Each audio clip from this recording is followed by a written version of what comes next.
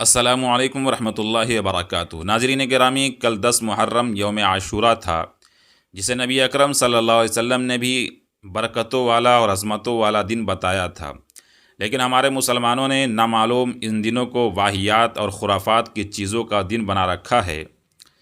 آپ ذرا غور تو کریں کہ ہم کس اسلام کو پیش کرنا چاہتے ہیں، آخر ہم کیا پیش کر رہے ہیں اسلام کا؟ ہم مسلمان ہو کر غیر مسلموں کے سامنے کیا پیش کر رہے ہیں؟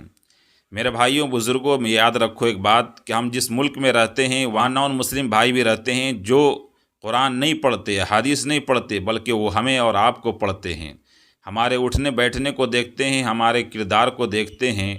پھر جب ہمارے مسلمان بھائی ایسے ایسے کام کرتے ہیں، محرم کے نام پر جلوس نکالتے ہیں، الٹی سیدھے کامیں کرتے ہیں، تو نان مسلم اسے اسلام سمجھ لیتا ہے اور اسے پھر مسلمان سمجھ کر اور اسلام سمجھ کر وہ کہتا ہے، اس سے اسلام سے بدظن ہو جاتا ہے، مسلمان سے بدظن ہو جاتا ہے اور کہتا ہے کہ اسلام یہی سکھاتا ہے، حالانکہ اسلام یہ نہیں ہے۔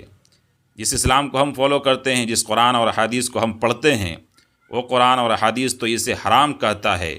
اس طریقے سے سڑکوں پہ اتر کے کرتب دکھلانا، ڈھول بجانا، تعزیے نکالنا اتنے بڑے بڑے، اسے تو اسلام حرام کہتا ہے۔ ہم کون سا اسلام پیش کر رہے ہیں؟ 10 محرم الحرام کے دن ذرا دیکھیے کیسے کیسے کرتب کرنے والے اور کیسے کیسے حادثات پیش آئے ہیں، جو ہمارے ملک کو جھنجھوڑ کر رکھ دیتا ہے اور ہمارے مسلمان بھائیوں کو نامعلوم کہاں تک گرا دیتا ہے، اور یہ ثابت کر دیتا ہے کہ مسلمان سدھرنے والا نہیں ہے۔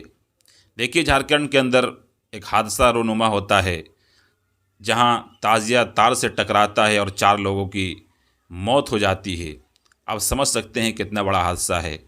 اور یہی نہیں بلکہ آگے دیکھیے دوسری جگہ گوپال گنج سے خبر آتی ہے کہ مسلمان نوجوان کرتب دکھا رہے تھے، ان کے ہاتھ میں تلوار تھی یا پھر لوہے کا ڈنڈا ہوگا، کچھ بھی رہا ہوگا، وہ تار سے ٹکراتا ہے، جس کے بعد 15 لوگوں کا حادثہ ہو جاتا ہے، 11 لوگ جھلس جاتے ہیں اور 4 لوگ کہیں اور ہاسپٹل میں ٹرانسفر کر دیے جاتے ہیں۔ یہ سب حادثات ہیں جو بتائے جا رہے ہیں۔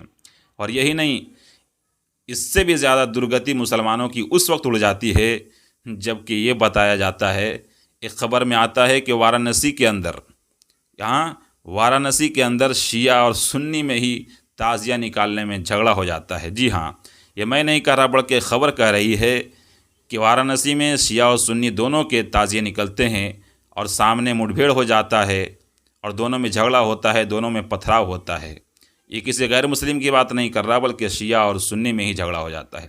اور یہ کوئی نئی بات نہیں ہے، بلکہ ہم میں سے نامعلوم کتنے شہر میں، کتنے گاؤں میں یہ ہوتے ہیں کہ ایک دوسرے سے اپنا تعزیہ لڑاتا ہے، ایک دوسرے سے اپنے ڈنکے لڑاتے ہیں، ڈھول بجا کر جیتنا چاہتے ہیں۔ یار یہی تعلیم تھی حسین کی، حضرت حسین رضی اللہ تعالیٰ عنہ نے یہی تعلیم دیا تھا۔ مان لیتے ہیں کہ تم تعزیہ نکالتے حسین کے نام پہ، لیکن کیا ایک کے تعزیے کو ہرا کر دوسرے کی تعزیے کو جتانا چاہتے ہو؟ کیا جو زیادہ پیسہ لگ کر آیا ہے وہ حضرت حسین کا تعزیہ ہے، اور جو زیادہ کم پیسہ لگ کے آیا ہے وہ حضرت حسین کا تعزیہ نہیں ہے؟ یہ بتانا چاہتے ہو؟ یا تم تو خود میں ہی لڑ رہے ہو؟ تم کیا دنیا کو بتاؤ گے کہ ہم یکتا ہیں، ہم اتحاد ہیں، متحد ہیں؟ کیا بتاؤ گے؟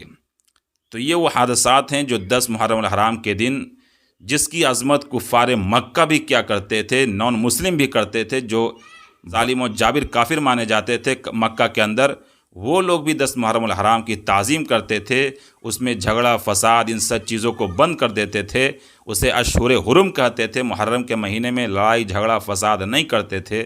لیکن یار ہم پکے سچے مسلمان ہو کر پھر اپنے آپ کو حسینی کہہ کر یا حسین کا نام لے کر ہم یہ سب چیزیں، فساد، دنگا، لڑائی جھگڑے، پتھر بازی، یہ سب کر رہے ہیں، کہاں تک جائز ہو سکتا ہے؟ مسلمانوں سنبھل جاؤ یار، اسلام کو صحیح طریقے سے پیش کرو۔ آج اسلام کو بدنام کرنے کے لیے طرح طرح سے ہتھ کنڈے اپنائے جا رہے ہیں، اتنے سارے ہتھ کنڈے اپنائے جا رہے ہیں، پھر لوگ ہمارے کردار کو دیکھ کر یوں سمجھ لیتے ہیں کہ اسلام یہی ہے۔ تو اس لیے پہلے اپنے آپ کو مسلمان بناؤ اور سچا مسلمان بناؤ۔